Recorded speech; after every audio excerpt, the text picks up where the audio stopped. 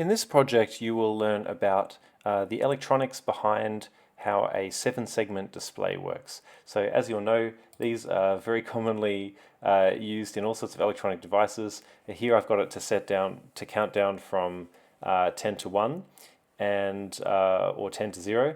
And you could also use it to make a die, for example. So that'll choose a random number between 1 and 6. And this project will be really looking into depth behind, which electric wire triggers which part of the segment, and then how to write code to get that to show actual numbers. So it's really digging into the weeds, into the details. So if that sounds interesting, let's get going. For this project, we'll be using an online environment called Tinkercad. If you Google Tinkercad, it is the first result here. Now you should be able to sign up or sign in with your Google account. Once you've done that, if you click on Create and Circuit, because Tinkercad also lets you do other things which we won't be doing, you will go to this view here. Now, just a brief introduction, we have this workspace on the left, and on the right hand side we have all of these electronic devices. We will be primarily using the Arduino, which is a small microcontroller chip on a computer board that can be used to write computer programs that control electronic devices. You can also drag on other things that you might need for your project, such as lights, resistors, and switches, etc. And you can, by left-clicking, wire up different components and connect them into electric circuits. You can also write code for the chip on the Arduino by clicking on the code button here. We will be using the text rather than the blocks, and the code will be written in a language called C++, which is fantastic for running very fast on low-powered, inexpensive chips like the Arduino.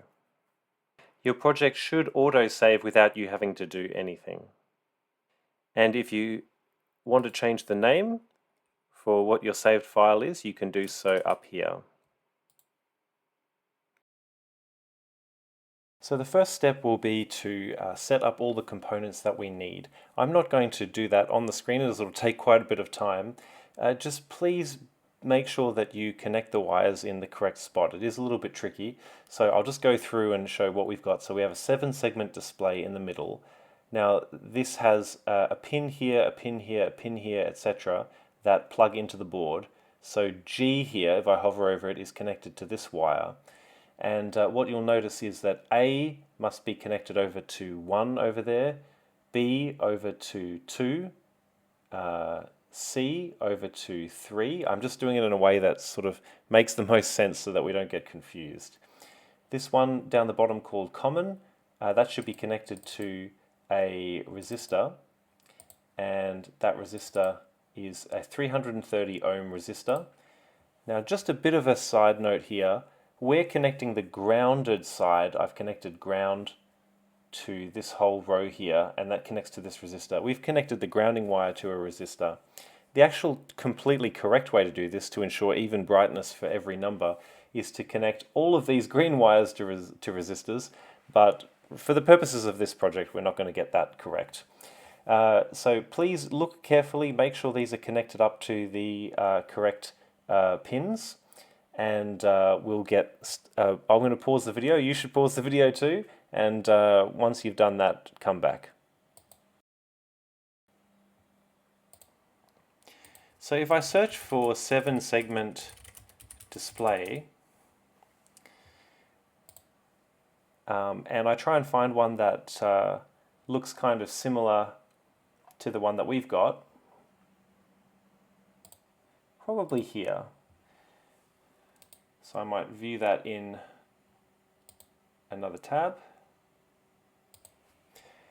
So you can see here that this is the input here, second from the right, which we've actually labeled as 1 for A, which I think makes the most sense, is connects to it. If you apply electric current to this pin, it will light up this top row here.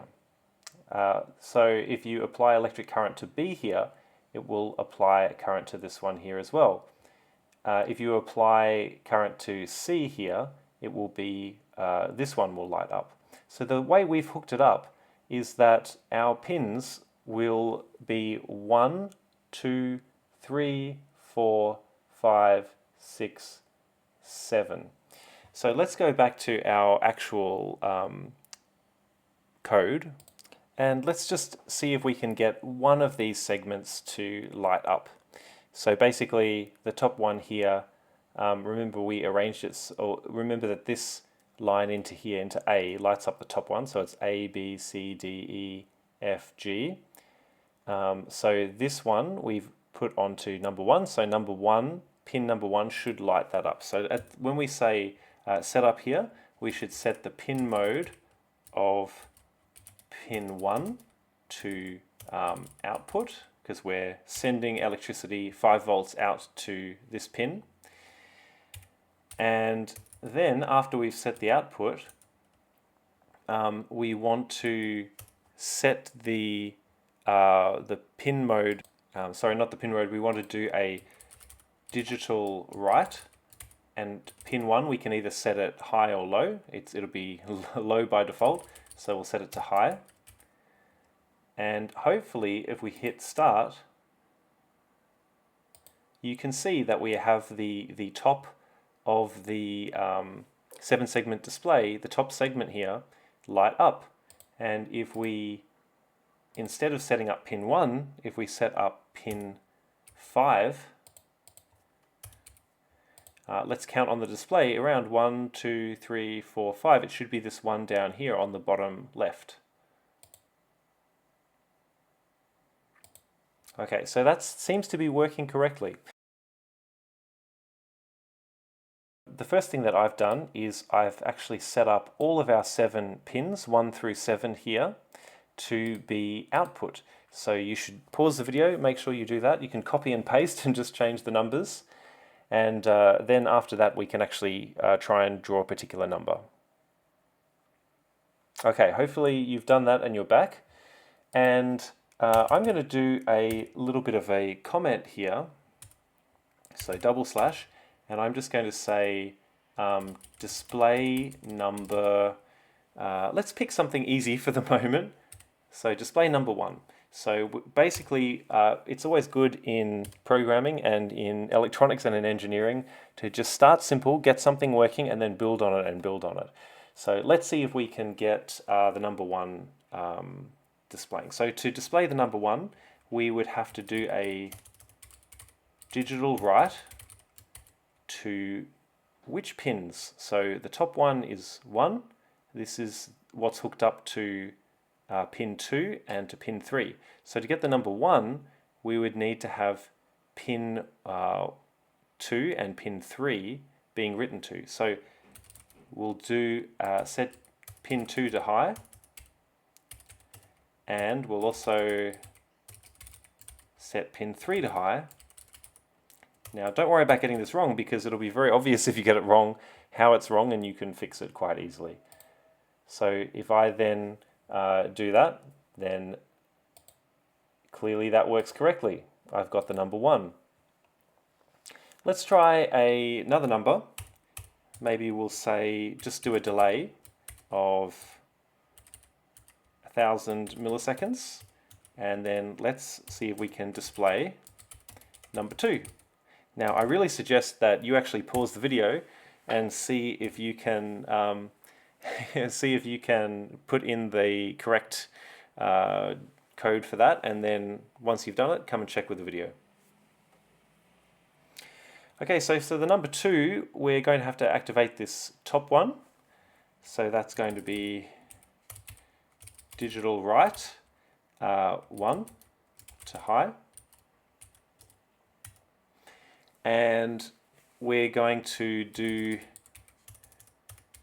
digital write of number 1 to high as well. Oh, sorry, number 2 to high as well. Oops. So we've got this one and this one. Now, we don't want this one. We want the middle one, which is actually 7, I believe.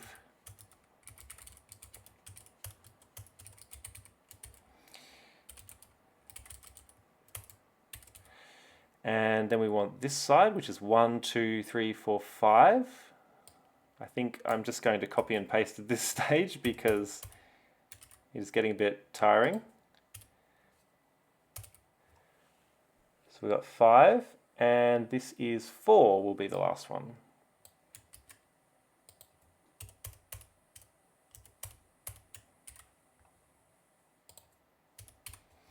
Okay, so we'll do that. Okay, now so something went a little bit wrong there, because what we forgot to do was to do number 2, we would have to set the digital write for number 1, 2, 3, segment 3, or pin 3 here, ABC, pin 3, needs to be set back to low again. So we could do that by just saying digital write of pin 3 goes to low. But the problem is, what if it was a different number before, not number 1? We actually have to set all of the ones that we want off to low to be safe. So probably the best way of doing this is to actually have all of these 1, 2, 3, 4, 5, 6, and 7. So every time you want to set a number, you should make sure that you set all of them, but just set them to the correct ones. So we want 1, 2, we want them to be high. 3, we want it to be low. 1, 2, 3, 4, we want it to be high. 5, we want it to be high.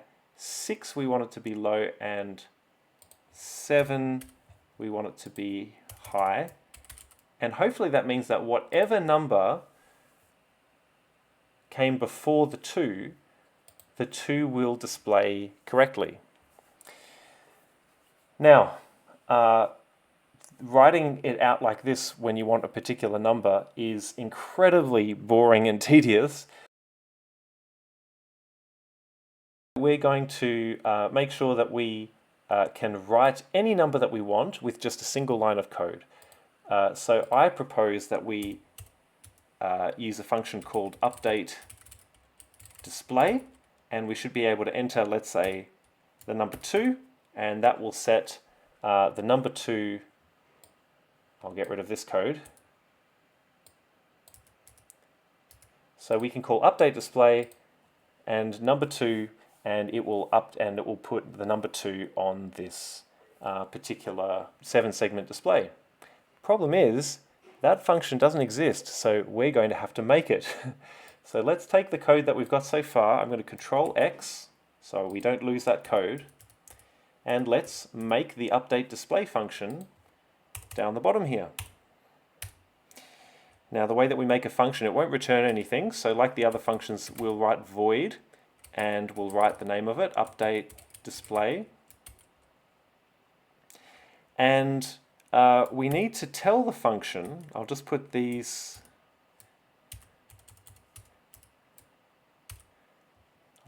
brackets here. So this will be what happens. I'll put a comment here. This code will run when we call the function. We need to be able to pass into this function an integer, and we need to give it a name that we can access it inside the function. So we need to first of all tell it it's going to be an int, and I'm just going to call it num. So basically what this means is whenever we call update display with the number 2 or 6 or whatever, this code will run and the variable num will have the number that got passed into it.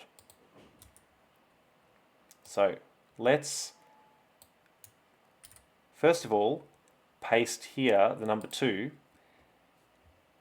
but we don't want to always write the number 2. We want to say if num equals equals 2, in that case,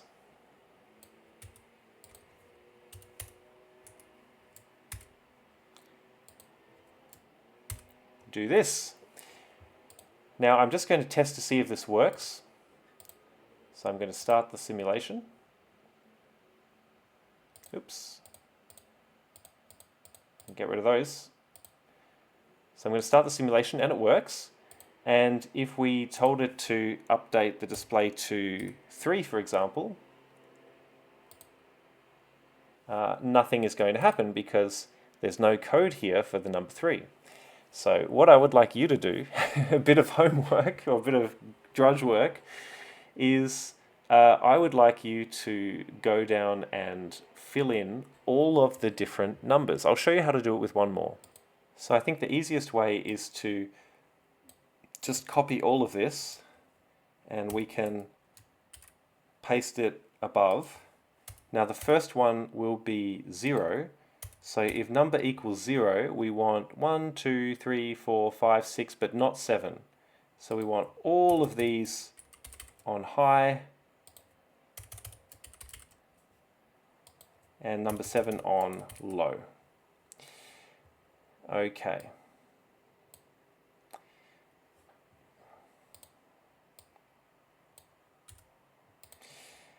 Now we can also do else if, which means that we save a bit of computing power because it's only going to it's only going to check whether the number equals 2 if the number didn't equal 0. So that's a bit of a save. You can just use if, but else if will help us there. So that's the number 2. We also need the number 1. Let's make sure we get everything lined up nicely. Okay. So if the number equals 1, then we want not the first one, but we want the second and third one, and then everything else should be low.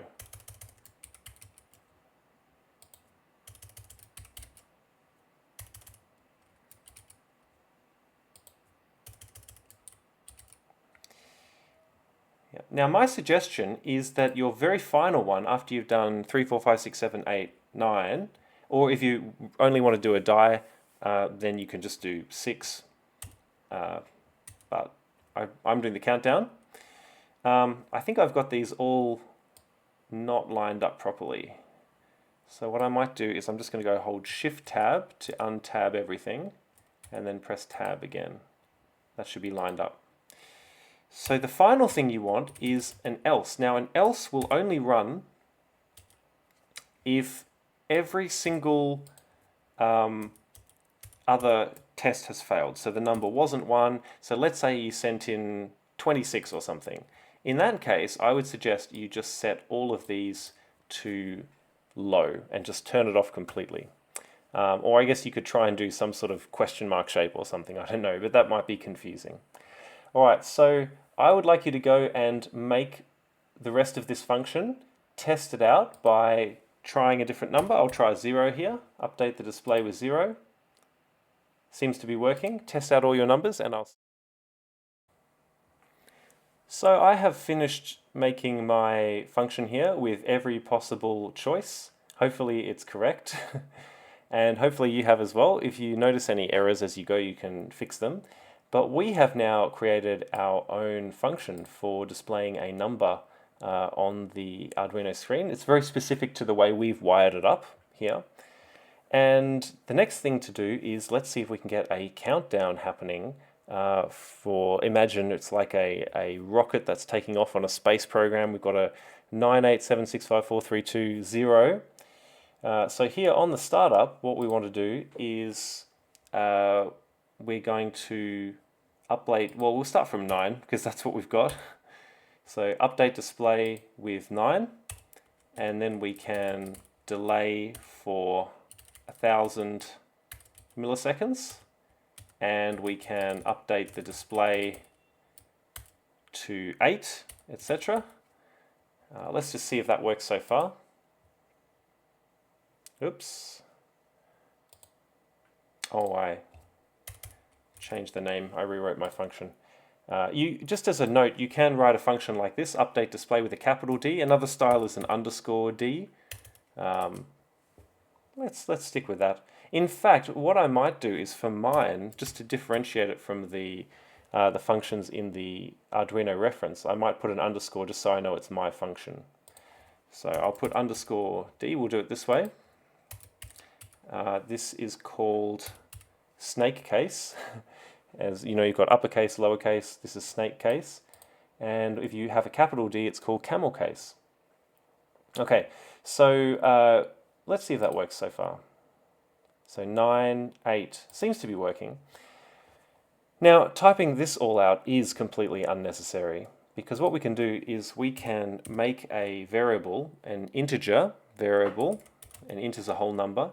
So we'll say int count or something equals 9, and we can set that. Actually, what we should do is let's make this a global variable. Well, actually, that's not necessary. Just so you know, though, if you make a variable inside a function, it only lives inside that function. Whereas if you make it at the start, it's available everywhere in the program. But I think we only need it in this function. So we'll say int count equals 9, and then we can do a while loop, and we can say while count is greater than 0. What do we want to happen? Well, we want to update the display with whatever count is. So starting off, that'll be 9. Then we want to delay for a second. And then we want to take one off count, and in C and C++ you can just say minus minus or plus plus to add one. That's where the name C++ actually came from. It's like 1 better than C or 1 above C. So we call this decrementing. Adding plus plus would be incrementing, but count minus minus basically says whatever's in count, make it 1 less. So let's just look at what's going to happen here in this while loop. So this runs once on startup. We have we set the count to 9. Whilst it's above 0, update the display to that number, delay for a second, and then remove 1 from that. Okay, and then when it finally is 0, it won't run this function anymore. In fact, we want to include 0 though, so we might say whilst it's above or equal to 0, because we do want it to trigger on 0 as well. That'll be the last number that's displayed. So let's run this. 9, 8, 7, 6, 5, 4, 3, 2, 1, 0, and then it should stop and just stay on that. There are some extensions you can do to this project. You could, for example, set up a button that whenever the button is pressed, it restarts the countdown, for example. But we're going to do something a little bit different. We're going to say every time we turn the Arduino on, again, you could hook this up with a button by yourself if you would like to, but we'll set it so that when we turn the Arduino on, it will display a random number between 1 and 6.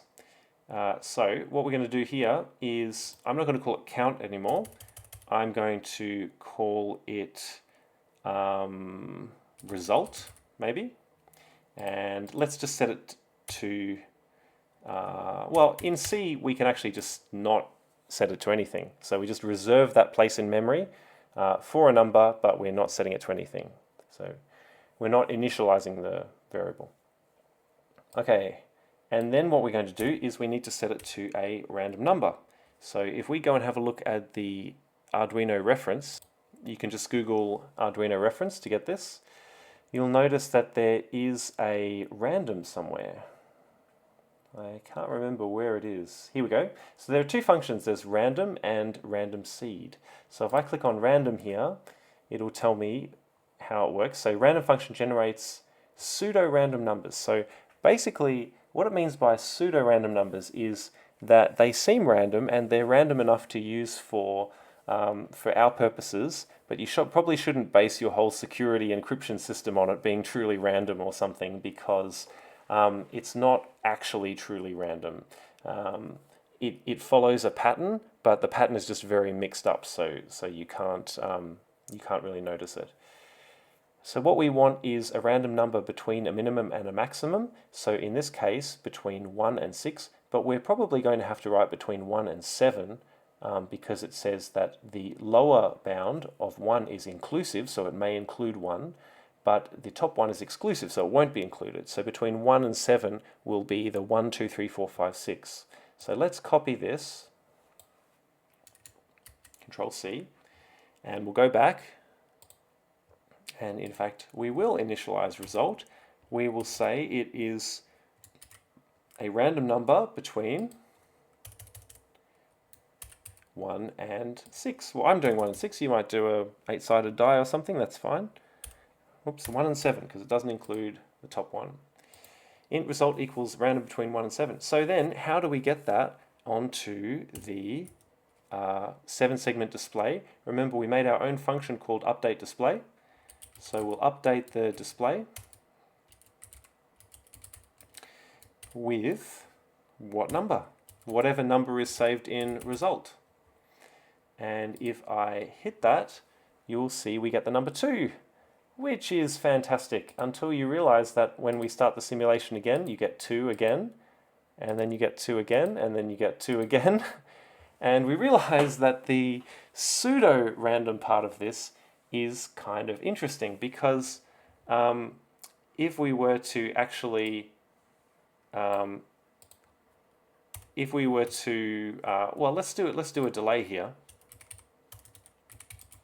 If we were to do a delay of a second, and then copy this code, we don't need the int, because when you're changing a variable, you don't specify the type, only when you're creating it. Okay. So I'm guessing now it will probably give a different number after a second. So it gives 2, and then, oh, no it doesn't. Let's try again. It's hard with probability because it may just be random chance. Let's try it 3 times. 2, 6. There we go. So the third time was 6. So it went 2, 2, 6. So you'll see it is actually generating pseudo-random numbers, but it's always the same sequence every time we run the program. And that's a little bit like in Minecraft. If you give it a seed, it will always generate the world the same way. So we need to actually seed the random number generator with a number itself that is kind of random, in order to start off on a different random sequence every time. So I'll show you how to do that. You might remember in the random numbers section there was a new way that we can set the random seed. Now this doesn't get you a random seed, it sets the seed to the random generator, just like you're setting a Minecraft world seed. It says random seed initializes or starts the pseudo-random number generator, causing it to start at an arbitrary, which means different random point in its random sequence. Okay, so we can set the random seed, and all we need to do is get a random number to set the random seed. But you'll see the problem here is that we can't get a random number without a random seed, and so how do we get a different number each time into the random seed to make it generate a different number? So we need to use something in the environment. So traditionally we could use the clock time, the exact clock time down to the millisecond, because that'll be different every time you run the program. But another way that you can do it on the Arduino is we can measure the electrical input on one of the pins, because there'll be these tiny little variations due to the natural environment, and that'll be enough to give us a random number. So how we do that, if we go down to the example down here, is we can do an analog read. So an analog read is just reading the electrical input into a pin, but at a very, very precise amount. It's not whether it's on or off. It's a very, very detailed number. So if I I'll copy this code here, and we'll go back to our project. And now instead of, well, I think I already deleted the random seed.